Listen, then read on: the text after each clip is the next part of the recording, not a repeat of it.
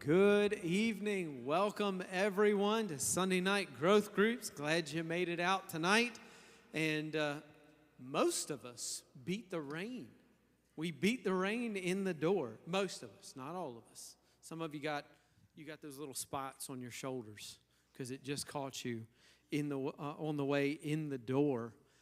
How many? All right, here's the test. How many of you got the nap this afternoon? Look, it was a good day for a nap. It was overcast. Really good day for a nap.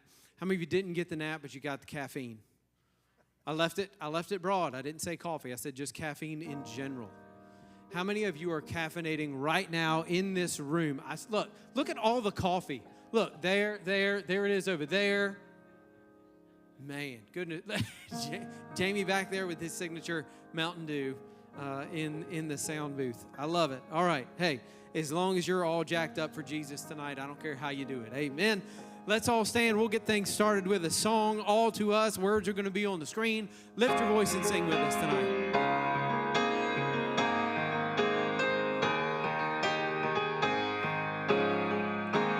Precious cornerstone, sure foundation, you are faithful to the end. We are waiting on you, Jesus. We believe you're all to. Sing that verse again. Precious cornerstone, sure foundation, you are faithful to the end. We are waiting on you, Jesus. We believe you're all to. Sing it all on the chorus. Let the glory of your name be the passion of the church. Let the righteousness of God be a holy flame that burns. Let the saving love of Christ be the measure of our lives. We believe you're all to us. Holy Son of God, sent from heaven, hope and mercy at the cross. You are everything, you're the promise. Jesus, you are all to us. Let the glory of your name be the passion of the church. Let the righteousness of God be a holy flame that burns. Let the saving love of Christ be the measure of our lives. We believe you're all to us.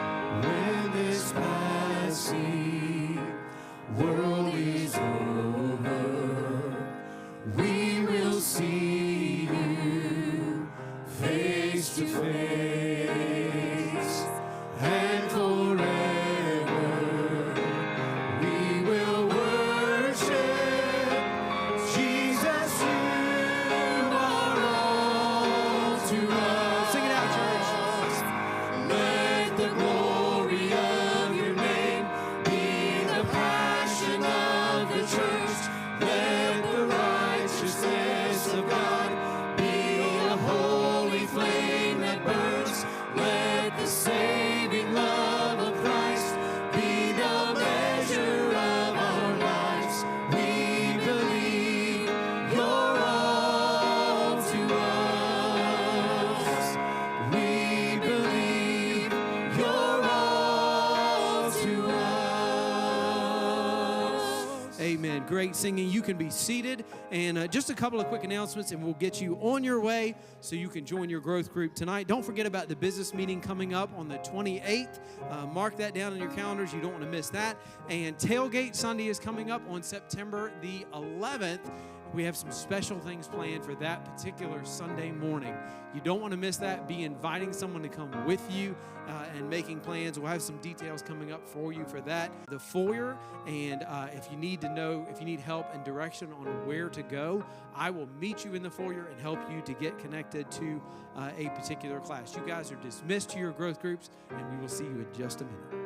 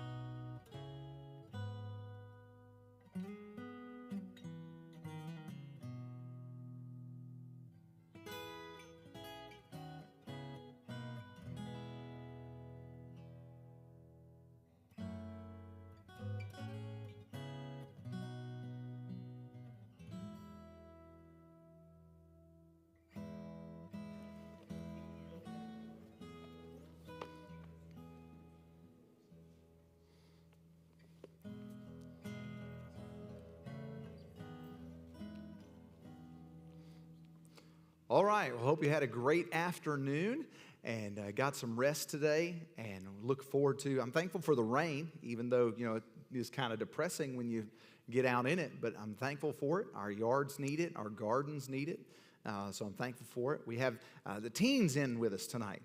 Brother Manny and Miss Nicole are on vacation this weekend, so we got teens scattered all around the room, so you guys are going to be very active tonight. During the growth group. So I'm looking forward to that. Take your Bibles and turn to Proverbs chapter 9. Proverbs chapter 9. And chapter 9, we talked about last week. Chapter 9 is the final chapter before Solomon kind of goes all crazy, going with a couple verses on a topic, and then he switches topic. And it's almost like he just said, Solomon, just kind of tell us what's on your mind as it hits your mind. And he just starts writing stuff down. Remember in chapter number 7, when we dealt with the foolish woman, in chapter number 7, we dealt specifically with the harlot and how she addressed the simple man. And Solomon will kind of go back to talking about the wicked woman. He deals with the wicked woman 5 different times in the book of Proverbs from chapters 1 through 9. And so this is the final time he'll address that wicked woman. And here in this chapter, he's going to spend the majority of the chapter, or all of the chapter rather, talking about 2 different houses. So imagine, let me just paint you a word picture, all right? Imagine walking down the street and you come up to a house on either side of the street, right across the streets from each other. No other houses around. The one house on the left-hand side of the road is just beautiful on the outside. Perfectly manicured lawn. The house is very particular. You can tell that the people who are living inside that house take very good attention to detail. No broken windows in the house. The windows are all clean. You see fresh plants outside. There's a garden in the backyard. You see a lady who's out on the front porch, and she's sweeping the porch, just trying to make sure that everything is clean and tidy and well in order. I mean, you can tell that the people who live in this house on this side of the road take great attention for their house. They're working in the yard every single day, not one blade of grass out of place. I mean, it's immaculate. It's one of those magazine picturesque homes where you'd say, man, I would love to live in that house. But then you look on the other side of the street, and it's the polar opposite. The grass is a foot high in the front yard.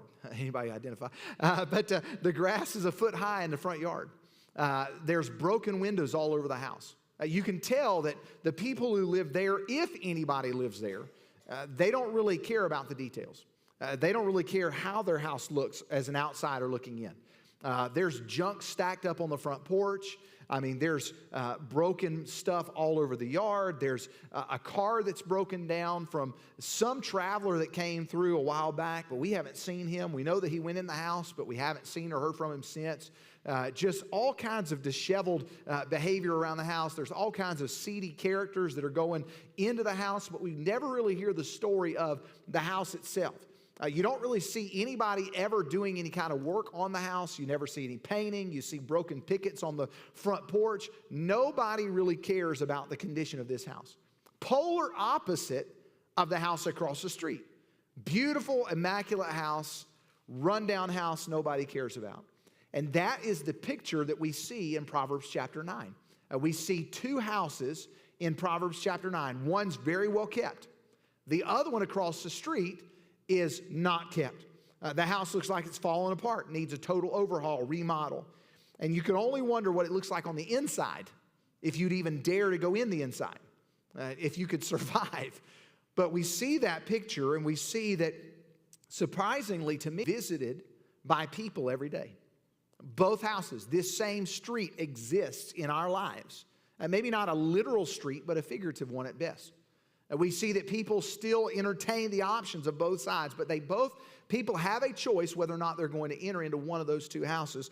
And for you today, for us, we all have a choice whether or not we're going to enter into one of those two houses in our life. At some point, you will be faced with a decision which house you're going to live in, which house you're going to enter into.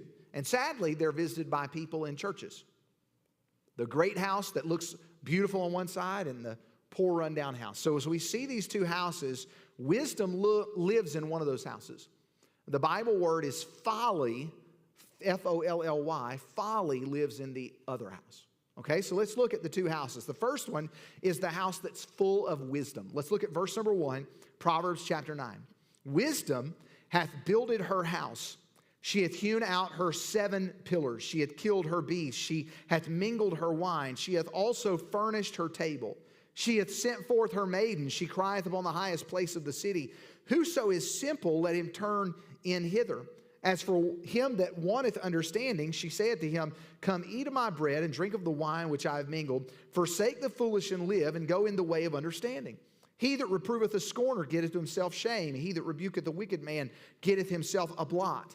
Reprove not a scorner, lest he hate thee. Rebuke a wise man, and he will love thee. Give instruction to a wise man, and he will be yet wiser. Teach a just man, and he will increase in learning. The fear of the Lord is the beginning of wisdom, and the knowledge of the holy is understanding.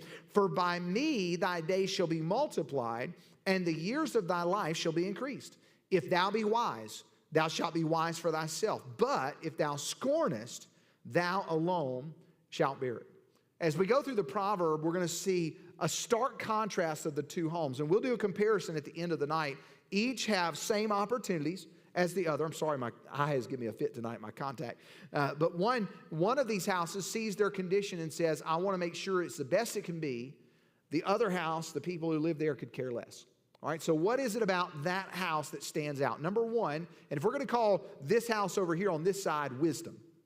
All right, so wisdom. What does wisdom do? Number one, wisdom prepares. Wisdom prepares. Look at verse number 1 again. Wisdom hath builded her house. Wisdom is seen as building a house and establishing 7 different pillars for the house. You have to go to the New Testament to see what those pillars of wisdom are, but they're mentioned in James chapter 3 and verse number 17. It says, but the wisdom that is from above is first pure, then peaceable, gentle, easy to be entreated or easy to ask of, full of mercy and good fruits, without partiality or respect of persons, and without hypocrisy. It's genuine. So the 7 different pillars, 7 fruits that if you entertain this house, you go into this house, these are the 7 fruits that you're going to be faced with. The 7 different things that you will encounter by taking on wisdom's house. You could make an argument that there are 7 different pillars of the New Testament church that are mentioned in Acts chapter number 2. Those 7 pillars would be salvation, baptism, doctrine, fellowship, breaking of bread, prayer, and giving. Acts chapter 2, verse 41 through 47. 7 different pillars of the church, the things that we stand upon. But this table that we see in verse number 2 of this house says she had killed her beasts. This wisdom is a hunter. Kills her beasts. She sets that meat on the table, mingled her wine. She has furnished her tables. You're talking about all of the good deer roast and the filet mignon and all of the good grilled chicken and shrimp on the table for those of us who like seafood, and some good codfish. Talked about some codfish today at lunchtime, and all of these different things. And then you've got the mashed potatoes and the gravy and the green beans and the sweet potatoes, because you can have regular potatoes and sweet potatoes in the same meal. That is allowed. It's biblical. But see all these different things. She's furnished her table. She's got it set in order for wisdom. Wisdom. You think about 2 Timothy chapter, when Paul said, "But continue thou in the things which thou hast learned and hast been assured of, and knowing of whom thou hast learned them." Every guest that enters into that house is going to be faced with the fruit of entering into wisdom's house. There is a benefit for following after wisdom. And I think sometimes we as older adults, we see that, but as we're younger, we don't necessarily see, well, that's not flashy. That's not fun. That's not something that gets my attention. But there are some truths that we learn when we're younger that we are thankful for when we're older. There are some things that we look back on as older adults, as middle-aged and older senior adults. We say, you know what, I'm glad that I listened to this person and avoided that trap. I'm glad that I listened to my mom, my dad, my brother, my sister, and I avoided some things that if I would have gone that direction, I would have missed out on some opportunities the Lord had for me. Wisdom prepares. But not only that, number 2, wisdom proclaims. Look at verse number 3. It says, she, talking about wisdom, hath sent forth her maidens, her representatives. She crieth upon the highest places of the city. As we've seen more than one time in the book of Proverbs, wisdom shouts from the rooftops the importance of seeking after wisdom. Solomon said in Ecclesiastes 7, verse 25, I applied mine heart to know and to search and to seek out wisdom and the reason of things, and to know the wickedness of folly. There it is. Even of foolishness and madness. Solomon sought out wisdom. He said, I've already seen the problems that folly has created for people. I've got people all around my life that I've seen them destroy their lives. I'm going to seek wisdom. I'm going to go and pursue wisdom. He knew the destruction and the potential of not having wisdom. But it's also a picture of who wisdom is. See, wisdom is a picture of the Lord Jesus Christ. We know that He is the source of wisdom. And if you parallel this to the New Testament, if He is the source of wisdom and wisdom sends out her messengers, then you could make a parallel and say that the apostles and the first church, those first messengers, were wisdom's messengers. Sent out to shout from the rooftops the need to have wisdom. If Jesus is the source of wisdom, and we parallel that in the New Testament, then the apostles and the first prophets and the first leaders of the church were those first messengers. They were tasked with taking His message to the masses. And if you bring that same parallel to today, that applies to us. We're the ones who are now called upon to take His message and share the need for Christ with those who are around us. Not just our neighbors, our coworkers, our families and friends, but the rest of the world. We're tasked with sharing that. Ephesians chapter 4 and verse 11 talks about the roles within the local New Testament church. It says, and He gave some apostles, some prophets, some evangelists, some pastors and teachers for the perfecting of the saints, for the work of the ministry, for the edifying of the body of Christ, until we all come in the unity of the faith and the knowledge of the Son of God, unto a perfect man under the measure of the stature of the fullness of Christ. Wisdom prepares that table. Wisdom proclaims its message. But number 3, wisdom provides in verse number 4 through 8. Wisdom provides. But what does it provide? When we get wisdom, what are some things that we're going to gain? And Solomon talks about these things in the next few verses, verse 4 through 8. The first thing he mentions by getting wisdom is strength. Look at verse 4. Whoso is simple, let him turn in hither. As for him that wanteth understanding, she saith to him, Come, eat of my bread and drink of the wine which I have mingled.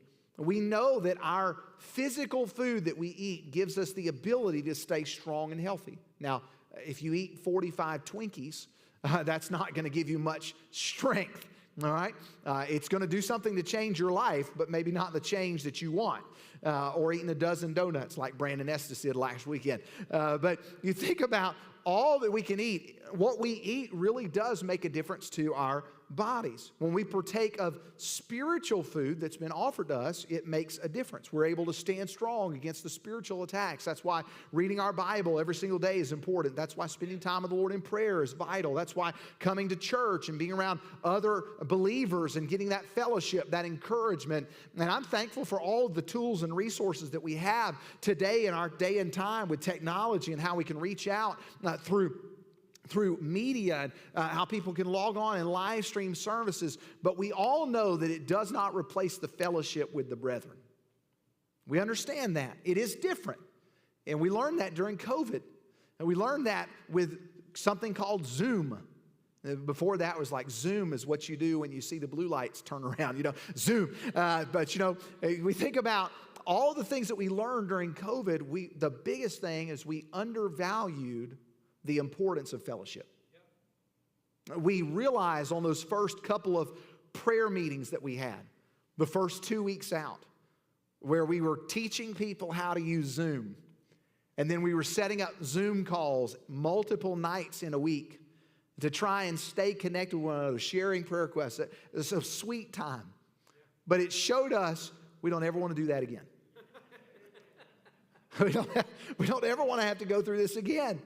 Because we realized that we missed each other. Yes, that first service coming back. You remember? Yep. It wasn't that long ago. Our mind is sharp enough to know that that was a sweet day. Yes, sir. Being back together. And I know it was 2 services. I know it was different. I know we all looked different, and we were wearing different gear than we were accustomed to wear, and we were all sitting in different places, and we had all these different guidelines that we were trying to follow and keep everybody healthy. But, that was a sweet day, just getting everybody back together, seeing people pass each other in the parking lot. All of that was special.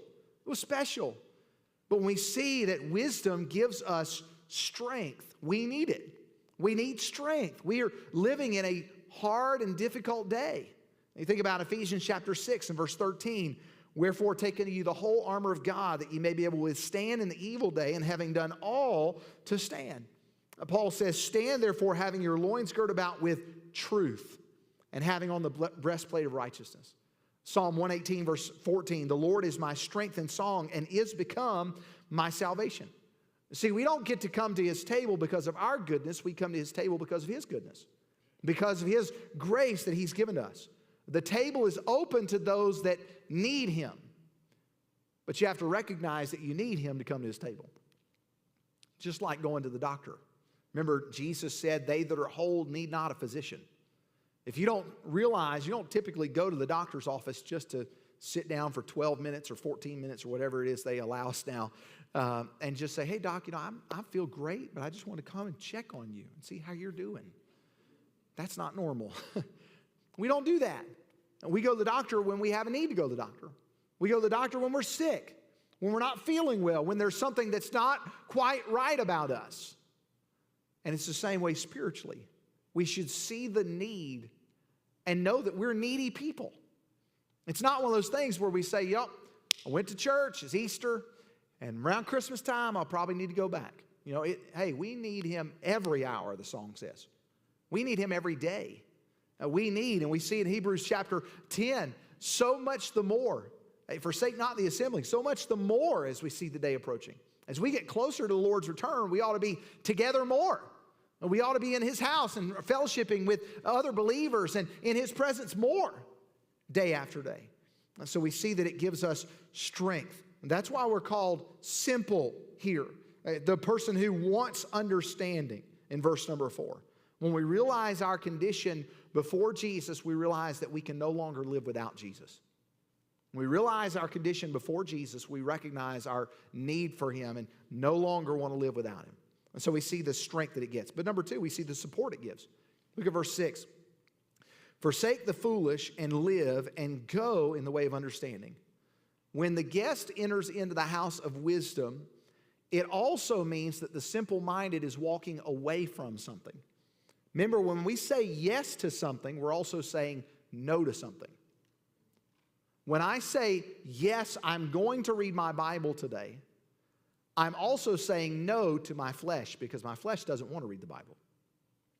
When I say no, that I'm not going to church this weekend, I'm saying yes to my fleshly desire to stay in bed or to do what I want to do. When you say yes to something, you're also saying no to something. When you say no to something, you're also saying yes to something. That's why it's very important that we guard what we say and think about what we say. Let every man be slow to speak. Swift to hear, slow to speak. I'm going to take it in. I'm really going to think before I open my mouth. I'm going to think about it. But in this case, wisdom is telling the guest to say no to those who would drag them down. It says, forsake the foolish and live. Hey, don't go across the street. Stay in this house. You see all those people who are going in that house across the street. Watch how their life ends up. Stay away from those people. Forsake the foolish and live. Proverbs chapter 13, verse 20. He that walketh with wise men shall be wise, but a companion of fools shall be destroyed. You ever heard somebody, maybe somebody you know or go to school with or maybe knew in the past, and you ask them how they're doing and they have a story attached to it, and it starts out something like this. Hey, where you been? You know, I've been gone for a while. What happened? I was in the wrong place at the wrong time. I was in the wrong place at the wrong time with the wrong crowd, and I got sucked in. Solomon is saying, forsake the foolish and live. There's great health. There's great wisdom, spiritual maturity in saying, you know what? I see the direction that person's going, and I don't want to go with them. Yep. He's writing this. Rehoboam is a middle-aged guy. He's a young man, 20s to 30s, while Solomon is writing this. Early teens to early 30s, somewhere in that range, as he's writing this psalm, or this proverb rather. He's trying to convince him of the importance of having godly friends. Rehoboam became king after Solomon's death, and in one decision divided the entire nation. One. Not multiple decisions, one decision divided the entire nation. You know what it was? The people came and said, hey, Solomon was really a hard guy to serve. He was a taskmaster. And if you'll make things a little bit easier on the people, we'll serve you the rest of our lives. That's what they said. The older men, the wise men, and let me just stop and say, just because you're old doesn't mean that you're wise. Just because you're young doesn't mean that you're foolish. There are exceptions to both. So the old men come to Rehoboam and said, hey, you know, we met with the people. This is what they said. And we really think that you should do what they ask. Because if you make it easier than Solomon did, they'll serve you all of your life and their lives. They'll serve you. They'll be faithful to you. And it says in 1 Kings chapter 12 and verse number 8, this was his response. All right, so get the picture. These people came and said, we'll serve you if you'll make it just a little bit easier than your father. The older, wiser people said, the advisors said, we agree. If you'll make it a little bit easier than Solomon, they'll serve you all. They'll love you, Rehoboam. They'll appreciate what you're doing. They'll appreciate that you recognize their struggles and recognize where they are. And they'll serve you. But it says in 1 Kings chapter 12 and verse number 8, but he, Rehoboam, forsook the counsel of the old men which they had given him, and consulted with the young men that were grown up with him and which stood before him. You know what he did?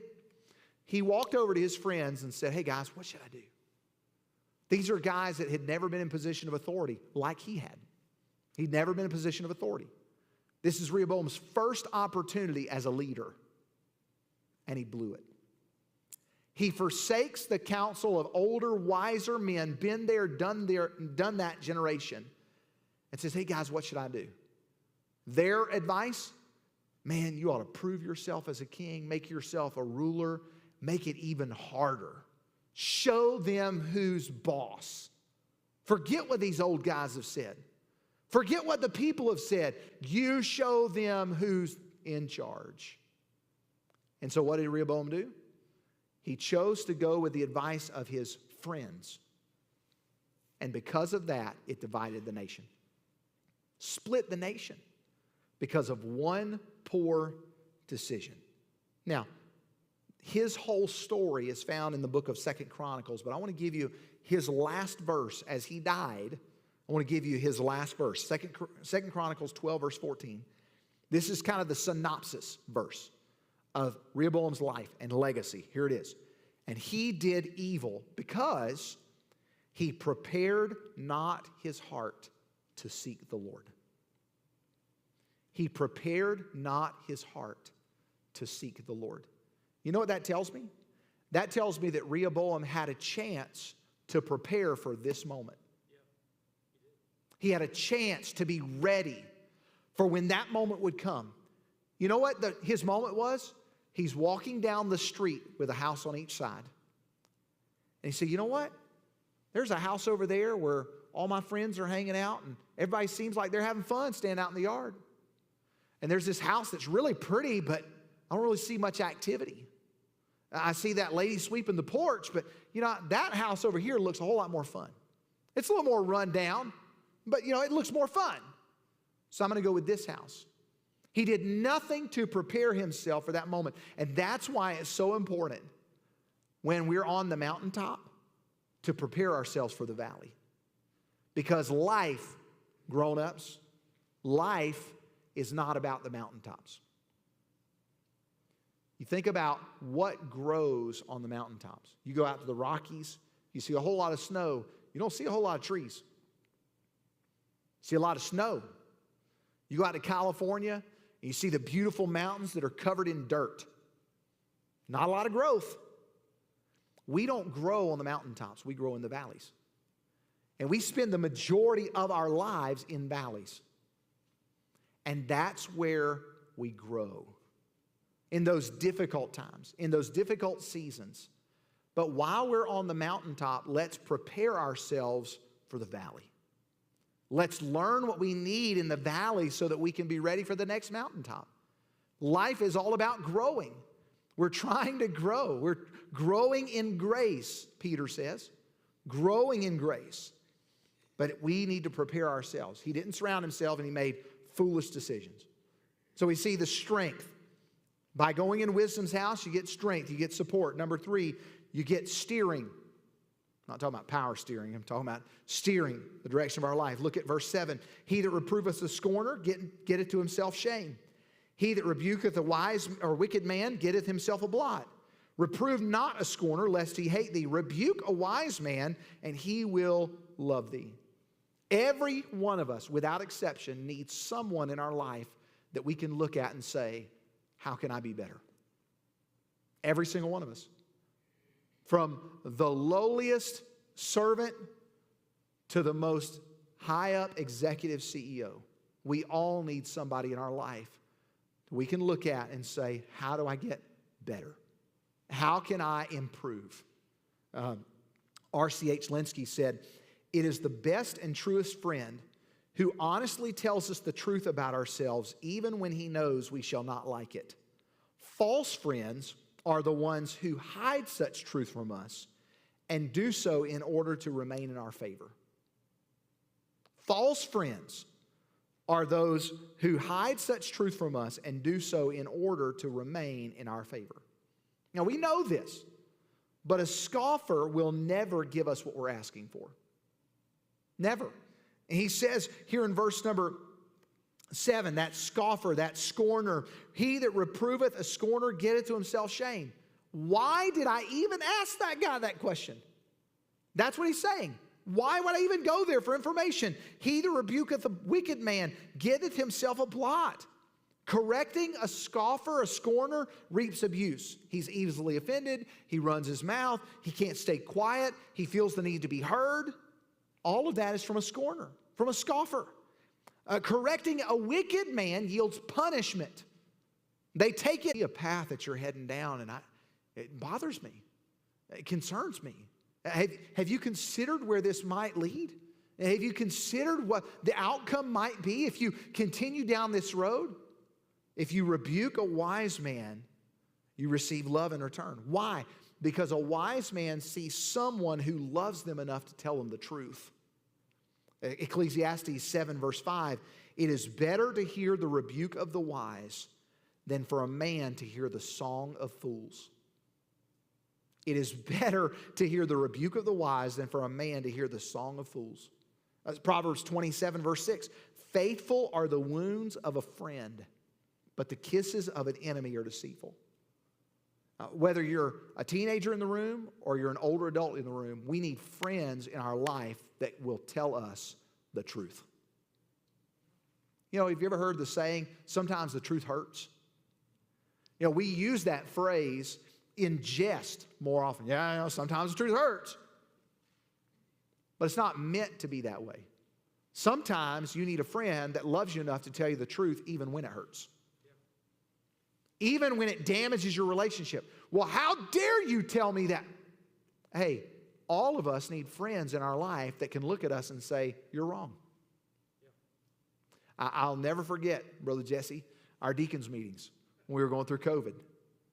Because they were, if you believe or you've heard that we have yes men as deacons, you weren't in those meetings. Because we were very passionate about our positions. Yes, we were passionate about where we were coming from. But at the same time, the thing that I love is we could go around and banter back and forth, and when we left the room, we were all on the same team. We were all on the same page. And that's what it's all about. We need friends in our life, and I'm thankful for our deacons, and I count them some of my closest, dearest friends. We need people in our life who can look at us and say, you know what, I think you're wrong. I don't think that's right. And we've heard that back and forth. But all of us, and young people, you need to know that there should be people in your life that can look at you and say you're wrong. And you know what? You ought to be able to look at them and say, thank you for loving me enough to tell me. And then when they tell you that, say, you know what? Is there truth in what they're saying? Am I wrong? Because if someone loves you enough to tell you that they're wrong, you need to consider that they might be right. And I know our pride takes a hit there. Because we always want to be right. We don't ever want somebody to tell us we're wrong. We want to always be on the right side of right. Even if nobody else is standing with me, I want to always be right. But there'll be times in your life where you will be wrong. Passionately. Somebody say, man, think about how many hundreds of years people believed that the earth was flat. And they're wrong. And they would debate it and deny it. Hey, the earth can't be round. It's flat. And they were sincere, but they were sincerely wrong. There are people who are on their way to hell tonight because they're sincere about their religion, but they're sincerely wrong. They're passionate about their position, but they're wrong. Because their position doesn't line up with this book. And there are people who are making decisions in their life, practical choices, and they're wrong. They're passionate, but they're wrong. Because they don't line up with this book. And we need to be people, and we need to not only have friends, but we need to be the friends that are willing to look at somebody that we love and we're friends with and we care about and say, you know what? Hey, bro, sis, you're wrong. I love you enough to tell you you're wrong. I hope that I don't have 25 people walk up to me tonight and say I'm wrong. But if I do, my reaction to that. You know, when I'm rebuked by a friend, teacher, neighbor, pastor, leader, how do I react? Because my reaction says more about me than it does about the person who spoke to me. My reaction says more about me in the moment than the person who spoke to me. Instead of getting all flustered and getting all uptight about somebody had to knock me off my pedestal for a few minutes, why not just acknowledge that they might be right? And I need to examine if there's any truth in what they have to say. Instead of just outright denying it, could it be right? Could they be right? Number 4 under this heading is spiritual truth. What do you get from going into wisdom's house? Number 4, you get spiritual truth. Verse 9, give instruction to a wise man and he will be yet wiser. Teach a just man, he will increase in learning. The fear of the Lord is the beginning of wisdom. The knowledge of the holy is understanding. On the heels of talking about rebuke, he talks about how we can grow in our wisdom. We fear the Lord. We learn by adding knowledge to what we already know. Think about simple math. You are never going to make it to calculus if the farthest table you've ever learned is your twos. Now, 1 plus 1 is 2, 1 plus 2 is 3, 1 plus 3 is 4, 1 plus 5, all the way up to 9. And I get up to the 2 tables. 2 plus 2 is 2 plus 1 is 2, 2 plus 2 is 4, 2 plus 3 is 5, 2 plus... I didn't do calculus. Or homeschooled, remember? So we think about our life. You're never going to make it to that advanced learning if you don't get the simple stuff. If you don't get the basics. You have to keep going. You're constantly adding to. Peter said in 2 Peter 1 verse 5, and beside this, giving all diligence, add to your faith virtue, and to virtue knowledge, and so on. But we also know that fearing the Lord doesn't make us wise. It doesn't just make us wise, it's the beginning of the Lord. Martin Luther said, and I can almost see Martin Luther saying this just because of what he looked like, but he said, if you young fellows were wise, the devil couldn't do anything to you. But since you aren't wise, you need us who are old. I love it. All right. Since you aren't wise, you need us who are old. I love that. Great wisdom from a guy who's been dead hundreds of years. All right. So we learn spiritual truth. Number 5, we learn by going into wisdom's house, we learn steadiness. Steadiness. Look at verse number 11 and 12. For by me thy days shall be multiplied, and the years of thy life shall be increased. If thou be wise, thou shalt be wise for thyself. But if thou scornest, thou alone shalt bear it. Wisdom leads to multiplied days. Now, let me say what this is not. It's not saying that if you're wise and you seek wisdom, you're going to live a long life. What it is saying is if you seek wisdom, you'll live a long life. Let me say that again. It is not saying that if you seek wisdom, you'll have a long life. But it is saying that if you seek wisdom, you'll have a long life. 2 different explanations for the word long. See, we like to think and say, man, a long life means I'm going to live to be 95. Good, not on long. They had a good, long life. You know what that means? Fullness of years. I've met some people in their 30s who have had a long life. Full of God's goodness. Man, they've experienced a lot. God has blessed them in the ways that some people who live twice their age don't ever get to see. But they've had great wisdom along the way. So at the end of our life, what is more important? Having a long life or having a long life? Having that fullness of our life. Because when we're young, man, I want to live to see my great-grandkids. I want to live that long. But would it be wiser to say, you know what? I just want God to bless me and help me live my life to my maximum potential.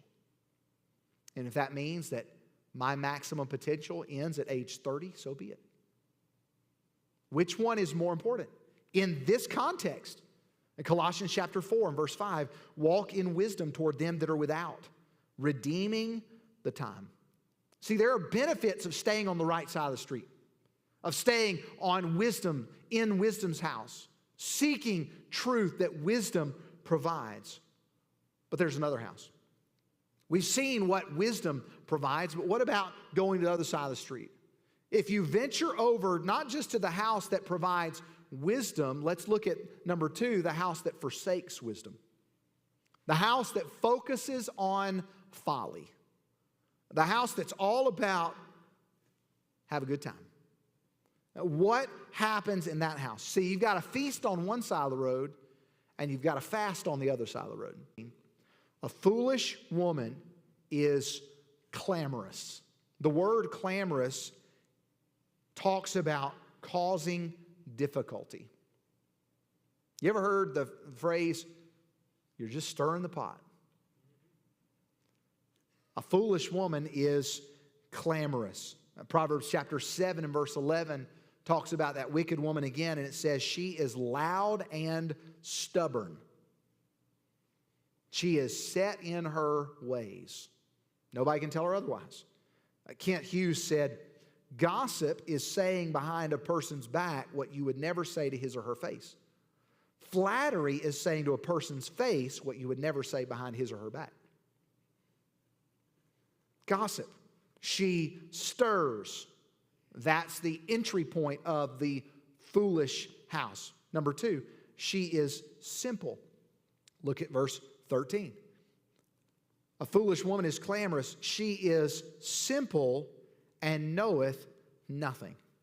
She may have a pretty face, but she has an empty head. Ever met anybody like that? Man, she's pretty to look at, but there's, here you're knocking, but there's nothing on the inside, but here you're knocking, but you can't come in. So think about that. She knows nothing and has no desire for any more than that. She's not concerned about learning. She doesn't care. She's just floating through life aimlessly. And Paul talks about the dangers of falling into the trap of seduction in 1 Timothy chapter 6, verse 9. But they that will be rich fall into temptation and a snare, and into many foolish and hurtful lusts, which drown men in destruction and perdition. We think about our life today, and guys, this is kind of a hang up for us. Ladies, this is still applicable, but for us guys, all right? It's easy for us to get sidetracked by the opposite sex. Somebody comes up to us guys and says, man, you look so sharp today. And we take that as Bible. Man, I am the best looking guy on the planet. Because that girl who doesn't look like anything just told me that. She might be pretty on the outside, but there's nothing on the inside. We're talking about the simple woman. Knows nothing, and yet she's telling you like it's gospel, that you're everything. Everything in a bag of chips. But think about the fact that, remember, sometimes we need the truth. What did Jesus tell us is the truth in John chapter 15? For without me, you can do nothing. We are nothing. Galatians says, if a man thinks himself to be something, when he is nothing, he deceiveth himself. None of us have reason to suspect that we are anything, because Jesus told us in John 15 that we are nothing without him. We are nothing. So let's not parade ourselves like we are. Let's realize that God has given us gifts and talents and abilities for his glory, and without them, we are nothing. We're nothing apart from him. She's simple. She stirs. Number 3, she sits. Look at verse 14. For she sitteth at the door of her house on a seat in the high places of the city. Now, notice the contrast between the two houses. We're going to start seeing comparison statements here. Verse 14, the first house is being constructed by an active woman. She's busy. Verse number 1, wisdom hath builded her house. Man, she's out there. She's got the hammer. She's got the screwdriver. She's fixing stuff. She's building this house. She's making it immaculate. She's out there mowing the grass. And guys, you grew up, you need a woman who mows the grass. I'm just saying. But make sure, active. This woman is active. The house of folly is being neglected by a lazy woman. Wisdom, foolish woman, she sits. She's not doing anything. She's watching time go by. No desire. Wisdom builds and folly just sits there.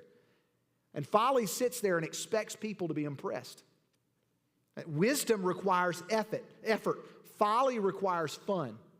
If it's verse 6 through 8, remember Solomon gives the example of the ant. It says, go to the ant, thou sluggard. If you're lazy, you look at the ant.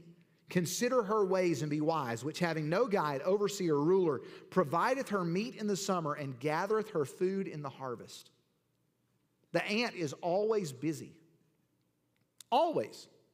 You know what's incredible about the ant? If another ant dies, you will find an ant carrying that ant away. Unless somebody stepped on it, how often do you see a dead ant? Think about it. Unless somebody has stepped on an ant, or you've killed it, or you raided it, you know? How often, that's our thing at our house right now. We have these long trails of ants, and the girls are like, get the spray, you know? But unless you killed it or somebody stepped on it, how often do you see a dead ant just laying around? It's rare. Because ants will carry off their own dead. They'll carry them away. So even if one of their own dies, they're still active. They don't just be like, oh, sorry, Fred, you'll be fine, you know. Circle of life, you know. They don't do that. They care for their own. Even in death, they care for their own. Because an ant is always doing something. Go to the ant. Consider her ways to be wise. Wisdom causes us to work because we see the need. Folly doesn't see the need and therefore doesn't work. It's all about fun. It's all about how much fun I can have. Folly. She sits, she's simple, she stirs. Number 4, she shouts. Look at verse 15. Sits at the door of her house, verse 14, on a seat in the high place of the city. Verse 15, to call passengers who ways. Folly sits there and says, hey, come on, join us. Come over and have a good time with us. Folly is looking for people easily swayed by her charms. Excuse me, when you talk about work today, there's a temptation to take the easy way out. And we see that, unfortunately, with COVID. Nobody wants to work. Why should they? When they can sit at home and just get their check sent to them. I'm not trying to be political. I'm just saying what it is. Proverbs chapter 15, verse 21. Folly is joy to him that is destitute of wisdom. Folly is joy to him that is destitute or barren, empty of wisdom. But a man of understanding walketh uprightly. Charles Bridges says, the fool talks forever about nothing, not because he's full, but because he's empty. Not for instruction, but for the pure love of talking. You ever heard somebody who just would not shut up? Or you hear somebody who just talks for the enjoyment of hearing themselves talk? That person, scripturally, is called a fool. Now, I didn't say it, the Bible did, okay? All right, I'm not saying that you're a fool or your wife is a fool or your coworkers. I'm not saying that. But think about the fact, how many people do you know that are wise that always run their mouth? There's not many. Because a wise man doesn't need to advertise his wisdom. A wise man is totally content not speaking. Because we talk long enough and our words get us in trouble. We need to be careful. She shouts. Folly says, come, be a part of what we're doing. What's going on? Number 5, folly, she steals. Look at verse 16. Whoso is simple. Now remember, she's calling. Hey, come. She's calling for simple people. Now, I'm just paraphrasing here. But when she's calling for simple people, she's calling them out for being simple. So she's saying, hey, if you're dumb, come over to our house. That's what it says. Hey, if you're dumb, come on over here. Whoso is simple, let him turn in hither. Hey, get over here. If you're not very smart, if you're ignorant, if you don't really know, come over here and have fun with us. And as for him that wanteth understanding, she saith unto him, stolen waters are sweet, and bread eaten in secret is pleasant. Now, remember, let's look at the difference. What is the meal plan at the house of wisdom? Remember, that woman's a hunter, verse 2. She's hunting for her food. She's killing the meat. She's setting the table. She's got wine out. She's got all the meats, the mashed potatoes and sweet potatoes and green beans and the deer roast and the filet mignon and the grilled chicken and the shrimp and all of that sitting on her table. What is the menu at the house of folly? Stolen water and bread. Bread and water. Now, I don't know about you, but I've seen a couple movies where bread and water was on the menu. Where is the most likely place that you are to be fed bread and water in a movie? In prison. In prison. So this woman is saying, hey, if you're dumb, why don't you come on in here to jail? We got plenty of room. That's what she's doing. She's inviting them in. It tastes good. There's stolen water, knowing that you got it. But it's not going to taste good when you realize how much it's going to cost. It's stolen. See, folly gives all of these guarantees that it cannot keep. Somebody has to pay for that stolen water. Somebody. When we enter that house, we have to pay the price. We're the ones that have to pay. See, she's attractive to all those who are simple. She's got the pretty face. Remember, nothing going on inside, but she's got the pretty face.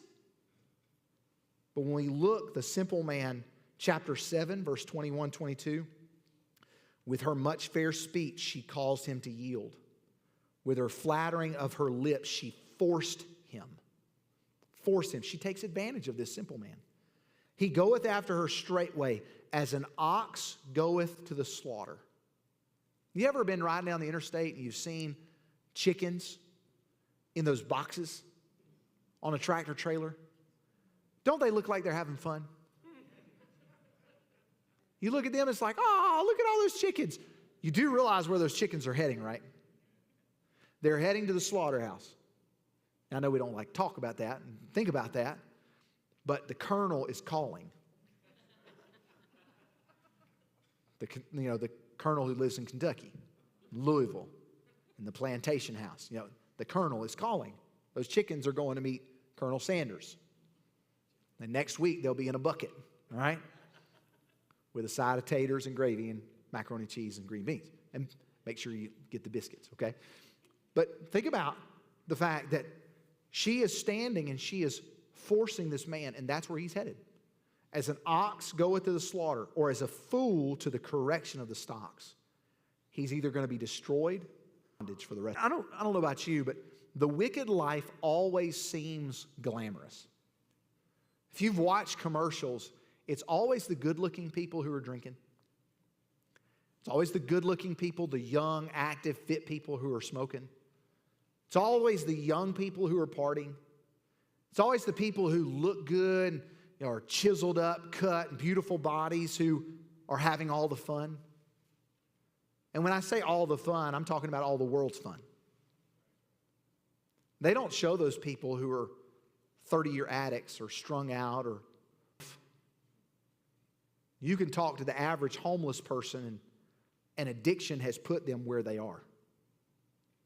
I'm not belittling that, but most of them ruin their life because of an addiction. When we look at our life, man, we have a choice. We see the end. The wise people see the end. And the end is found in verse number 18. But he knoweth not. This is the simple man. Remember that dumb guy who she's called for? Come over here to my house. It says, he knoweth not that the dead are there. Where? In that house. The dead are there.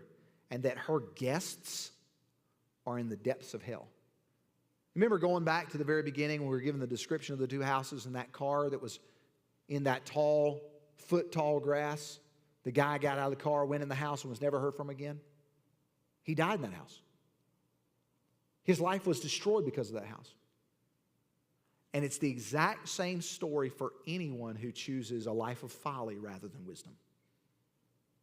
He knoweth not that the dead are there. Maybe not literally dead. Maybe not they died, but they lived the rest of their life wishing they had. They live their life knowing that they have to live out the consequences of their decisions every single day. That they wake up and regret choices that they made. Now, I don't know about you, but that's not the life I want to have. That's not the year that I want to have. That's not the week that I want to have. I want to live my life knowing that I'm living to the max potential, bringing glory to the Lord, and choosing wisdom's house and not the folly house.